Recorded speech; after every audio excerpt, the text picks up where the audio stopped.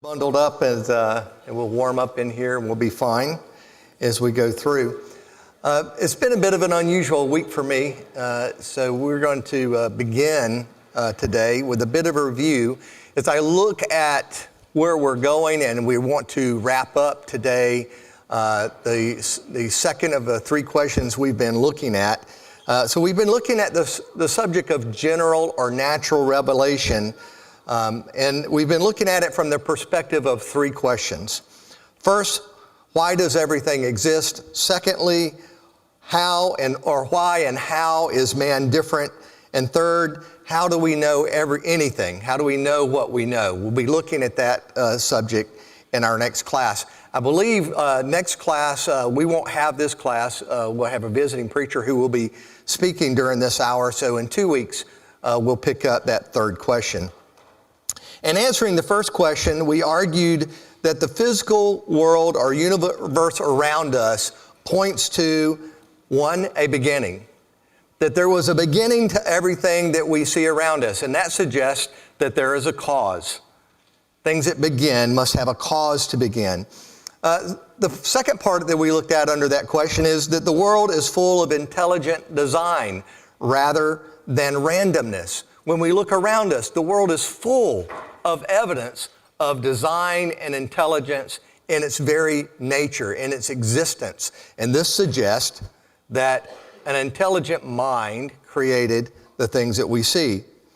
And these observations point to the conclusion that an intelligent mind, or that which we call God, is behind the universe and its existence.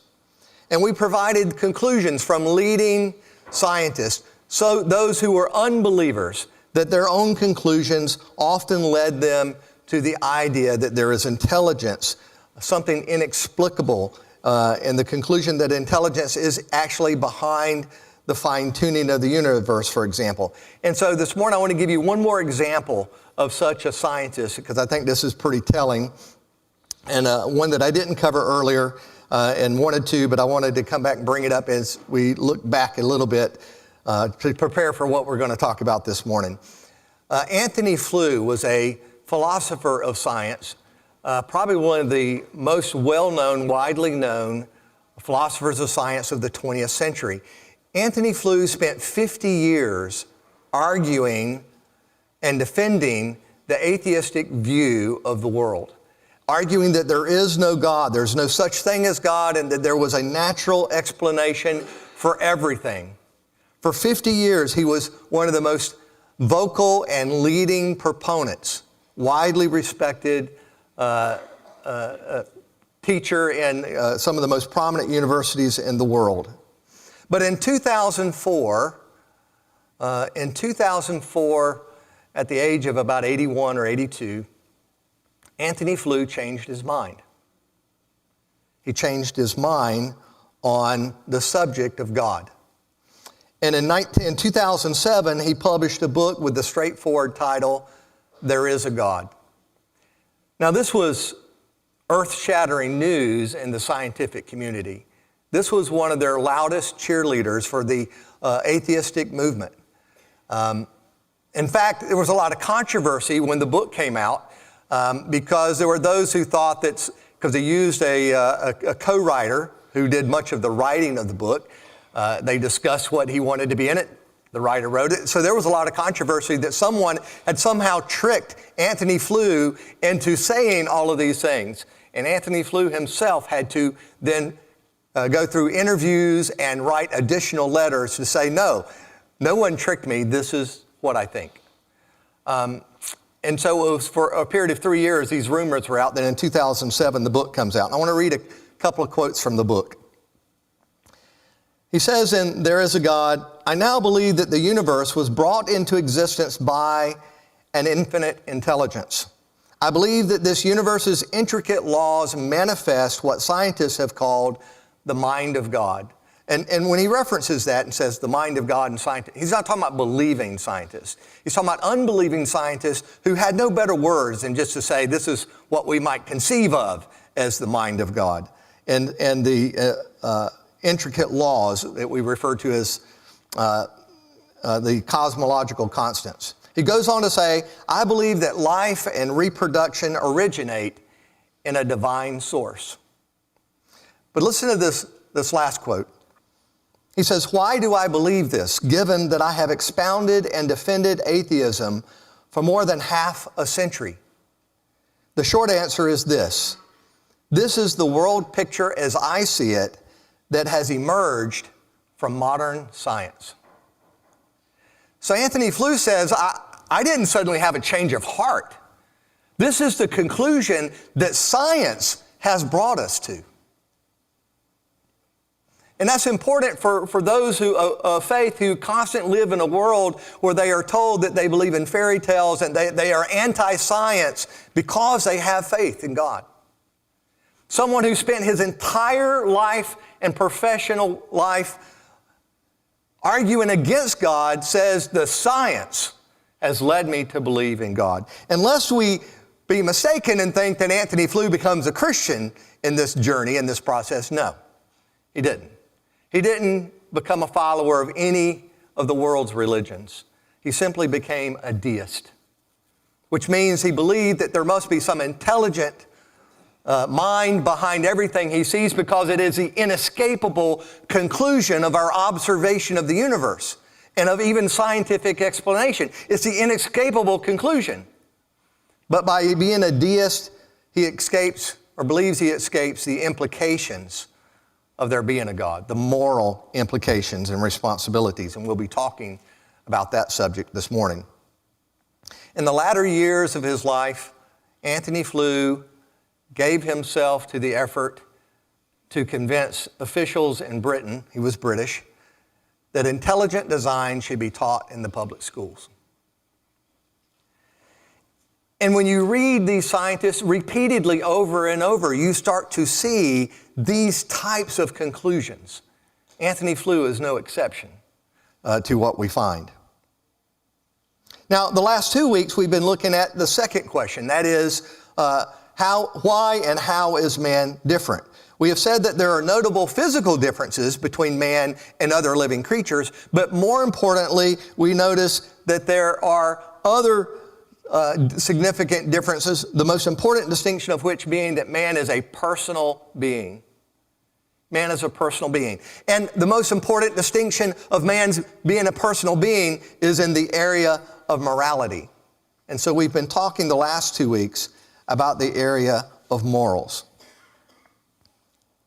And by morality, we simply are referring to man's understanding, man's sense that there is a right and a wrong. And what we have leaned upon primarily in our discussions here is our own experience. I read a lot on subjects like this. I spend a lot of time reading. And what really strikes me sometimes is how complicated the explanations can be on both sides. Very complicated, winding trails that people go down in order to explain the various views that they hold with regard to this subject. But it's my belief that we can primarily rely upon just our own experience as human beings and our experience with other human beings, that the answers are in front of us. And in fact, Paul argued that the answers are in front of us in Acts chapter 17. He says, God is in us. We are the children of God. In our own experience, we come to God. Now, that doesn't mean that we follow Him, that we adhere to Him, that if we find within us some moral law that we have consistently, if at all, followed it, but merely that we are aware of it, that we see it around us. We hear it in our language and we hear it in the language of others. Even more importantly, we see it in the reactions of people. Our actions don't always tell us what we believe, but our reactions do. So to illustrate that, for example, if you were to do me wrong in some way, you may justify it in some sense. But if I do you wrong, your objection to that tells me that you believe that something is right and something is wrong. Your defense of yourself, your outrage when you are wronged is a tremendous piece of evidence that you believe that there is something right and there is something wrong, and that which is wrong has been done to you. So your reaction tells me what you actually believe.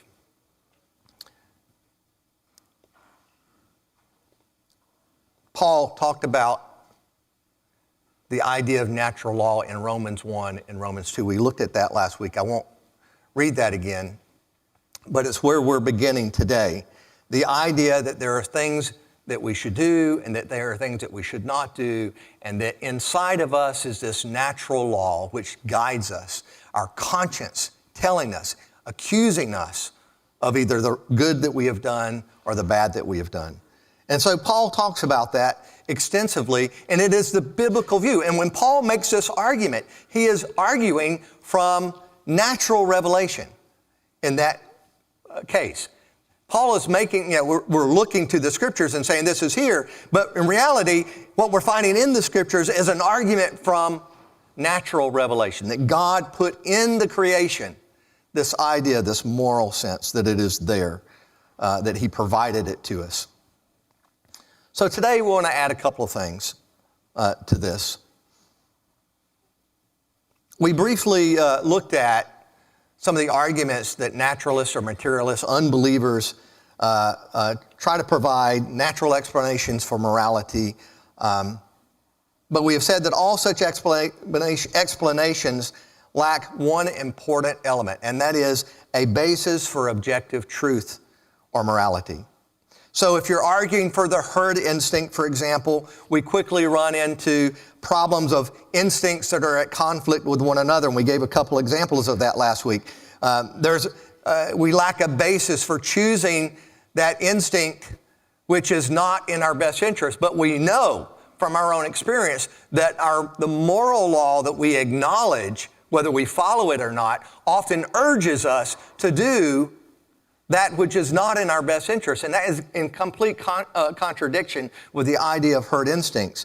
Or this other idea that we didn't talk about last week that many will put forth, and that is that morality and moral laws, in whatever extent they exist, are simply social contracts. That's how they have come about, that they're just social contracts that we have put together amongst ourselves and have decided that we will value one thing over another and live according to that. But the idea of a social contract runs contrary to what we experience. Aristotle acknowledged the written laws, which we might say are social contracts, are civil laws. Those are things that we've discussed and we've decided to do and to live by. What's moral or immoral about traffic lights? All right? We've agreed that we're going to follow these rules because it makes everything work. There's no denying that we have created those things. And Aristotle says there's written laws that govern nations, but he said, but there's unwritten laws.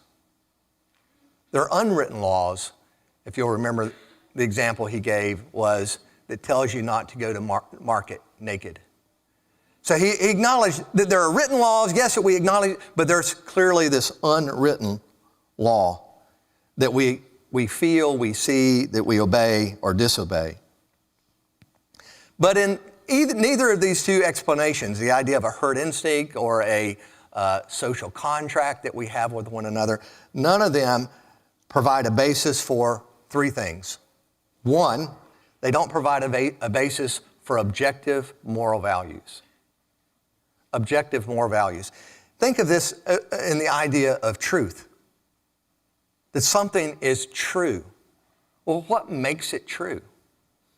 What makes gravity true? All right? We're all subject to the law of gravity, right? None of us can defy gravity. We are subject to gravity. An objective moral truth is a truth that while you can defy it, you cannot escape its consequence. An objective moral truth that is outside of us. You and I can argue and argue. How do we decide who is right? It's not your opinion or my opinion. If we're going to come to some conclusion, there must be some law that is beyond both of us. If we're talking about a civil matter, then we refer to the law of the land. We can disagree all we want, but ultimately the law of the land will settle our dispute. Well, when it comes to morals, what is the objective truth? And none of these other natural explanations provide for objective truth, a truth that is outside of us. In fact, truth is a whole other subject that somebody ought to have a class on. I did do a college class a couple years ago on the idea of truth and pluralism. That is the idea in our society that there is really no truth. So you hear phrases like his truth and her truth, like there are multiple versions of truth. And that's antithetical to the very idea of what truth is. So when it comes to morals, these natural explanations cannot provide an objective moral value. Secondly, they can't account or provide a moral duty. Think of a moral duty as an obligation. You have a moral duty to behave this way or that way. But if there are no objective moral values, then there cannot be any moral duty. Yeah, so if all of our values are just simply provided by evolution, for example, if our moral values are just a byproduct of evolutionary process and herd instinct and these types of things, well then as evolution continues, because that's the whole idea behind evolution, right? Evolution doesn't stop. It just keeps continuing. So if moral values are a product of evolution, then moral values will constantly change because the evolutionary process continues on. So there is no universal objective moral value if they are derived from something that is constantly changing.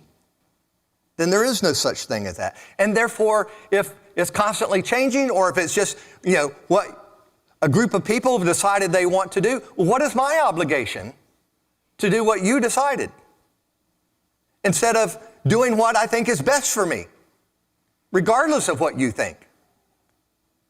Because there's no moral duty without an objective moral value. And thirdly, without under these other explanations, there's certainly no moral accountability. So no objective moral values, no moral duty, and no moral accountability. Ultimately, there is no accountability in the end for what I do or what you do if there's no such thing as an objective moral value. No law without a lawgiver. And so when we look at these things, and I took some time because, it's very easy in subjects like this and speaking to a friendly audience. I don't know, there may be several atheists in here, or there may be people who inside feel one way, but they're coming here in order to satisfy, their family or some other thing. But they struggle with their faith.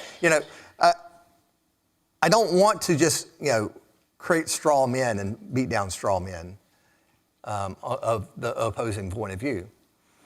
So I spent a good bit of time this past week watching several debates between atheists and believers debating over morality. And I particularly just wanted to listen to these arguments being made by people who actually embrace them and listen to them. And the conversation, if you're having a conversation with one of these people who hold these points of view, is going to be way more complicated than what we're presenting here because of time and because the arguments get pretty mind-boggling. But in the end, the conclusions, the simple conclusions I'm presenting are the ones you end up at after all of that. You listen, and all I can think is, why am I subject to what you're saying? Why can't I just do whatever I want? How are you going to judge what I'm saying or doing with your point of view? You end up in that place. On the other hand, if moral law, if the idea of what ought to be done and what should be done comes from an infinite personal God, which is what we believe, then all of these things exist. Suddenly, there is an objective moral value that we can point to and say, this is right no matter what anybody thinks or does. This is what is right. And of course, we believe that it is God himself that is righteousness. There's not a moral code behind God. God is the moral code. There is nothing behind God. There's nothing beyond God. God himself is goodness. And that's what we see throughout the scriptures, that God is righteousness. He is righteousness personified. So there's an objective moral value. If God has provided us with our moral values, then we certainly have moral duty.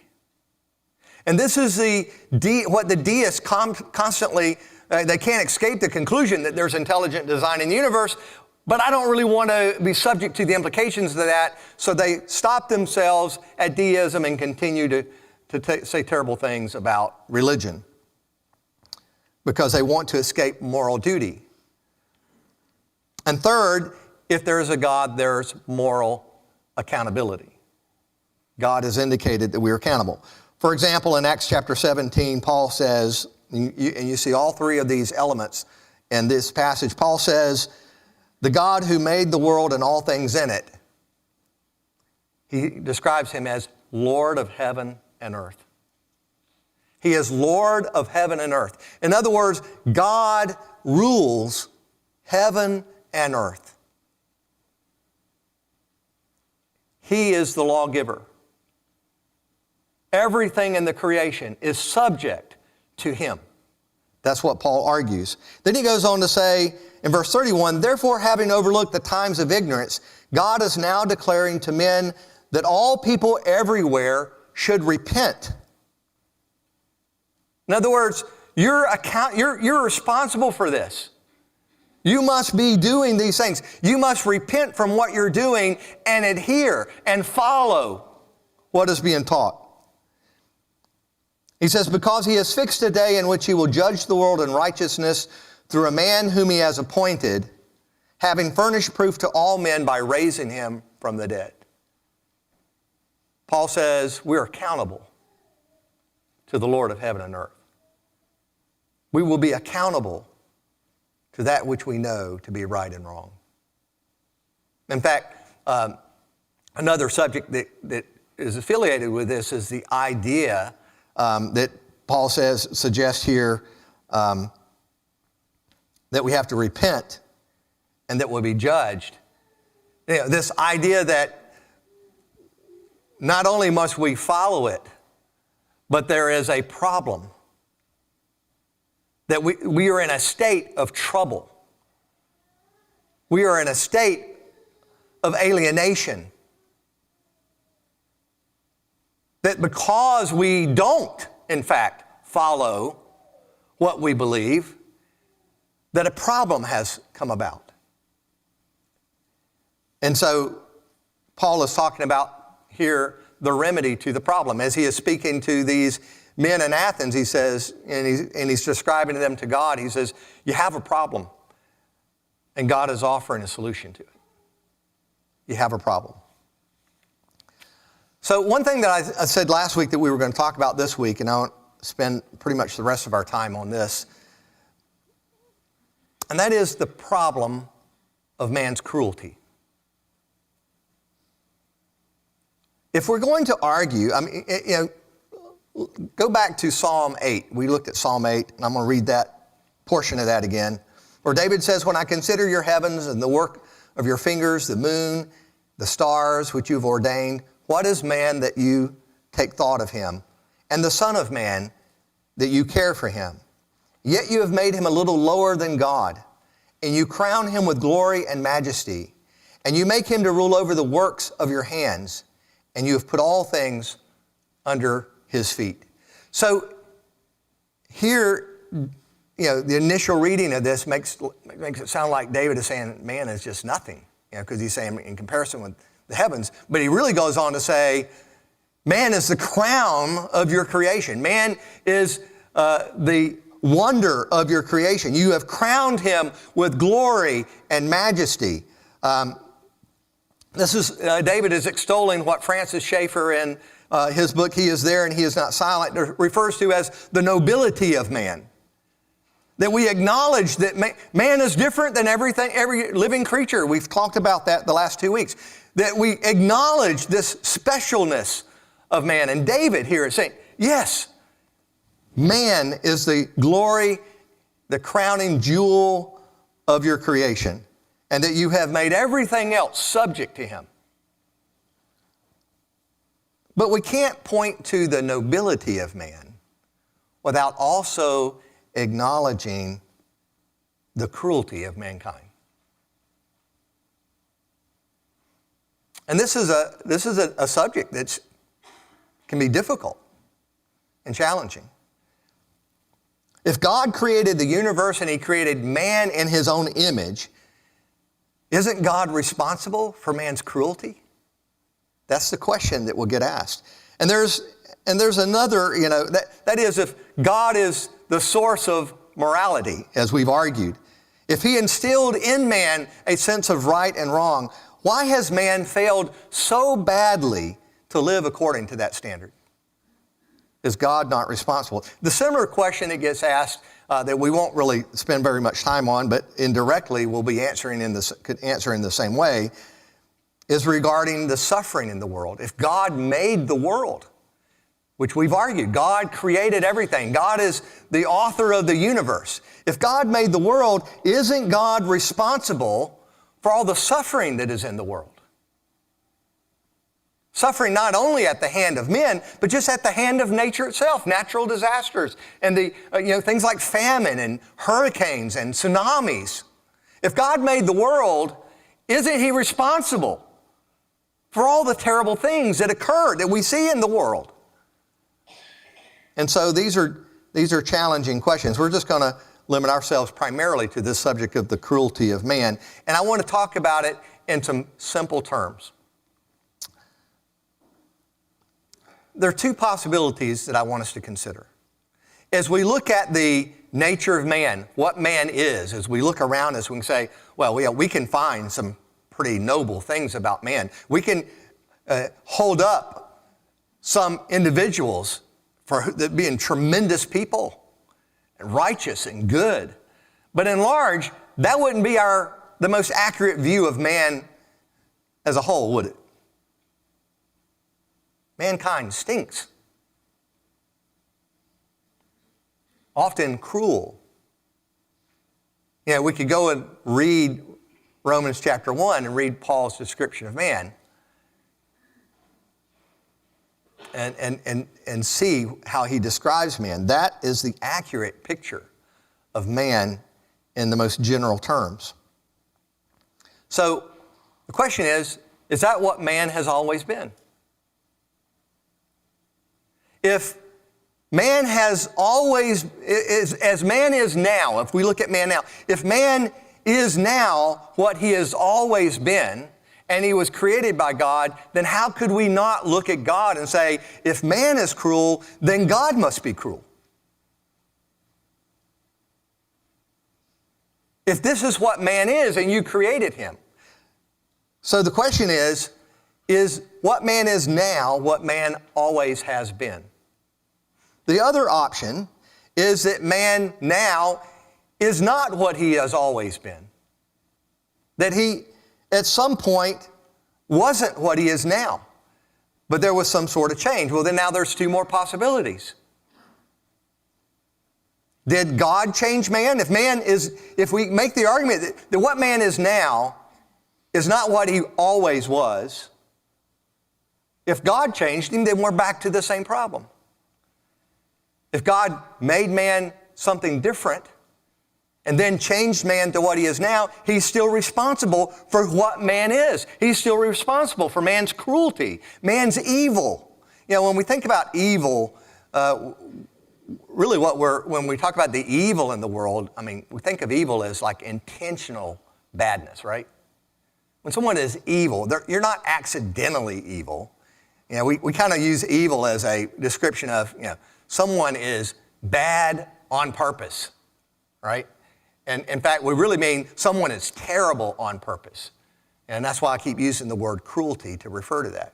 Cruel, evil. If what man is now is not what he always has been, but what he is now is something God changed him into, then God's still accountable. But look at this third possibility. If at some point man was not cruel, but then changed himself to what he is. If at some point man was different than he is now, but by his own choosing changed himself into what he is now, then we have something different. Then we can look at the dilemma of man in a different light. And that's exactly the biblical explanation of man's condition. That God did not make man, nor, for that matter, did he make the world a bad place. But rather, man chose and therefore changed. That's the story of Genesis 3. That man chose to do that which God had prohibited, and in doing so, sinful. Sin entered the world. Paul talks a lot about this when he talks about Adam, doesn't he? By one man, sin entered into the world, referring to Adam. Man changed and became cruel. So now we are in a position where we can say, we don't serve a bad God because man is cruel, but rather we serve a God who created man perfectly. And man chose to become something else. And so we're in this dilemma of man's cruelty. This dilemma that Paul says, this can be changed. There's a solution for this. There's a solution for the dilemma.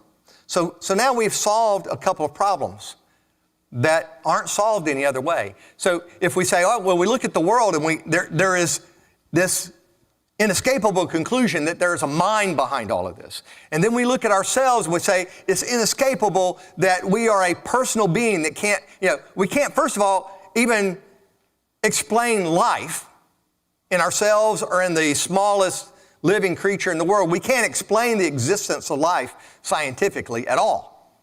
It's an inescapable, answer. But given life, when we look at man, we say we can't escape this sense of morality that we see. We talked about the different world religions, and although the religions of the world are very different and cultures are very different, what we find is that the moral systems across time and across these cultures, coming from religions with completely contradictory views of God, are remarkably similar. And how do we explain that? How do we explain this sense of the higher good? How do we explain that love is greater than hate? How do we explain that? Well, one way to understand that is that God is love. Or as we read in Psalm 33, the earth is full of the love of God. Yeah? So when we look at these things, we keep coming back to these same conclusions. And that is that there is a God behind everything. So when we look at Genesis chapter 3, we find this picture. One of my favorite passages in all of the Bible is when after Adam and Eve have eaten of the tree of the knowledge of good and evil, they have sinned against God, they feel the shame of their nakedness, and it says that they heard the voice of God in the garden in the cool of the day. And that's one of the most beautiful passages in the scripture, all the scriptures. This image of what it was before the fall, that they could hear the sound of God in the garden in the cool of the day. But on this particular day, that is shattered by the presence of sin. That is shattered.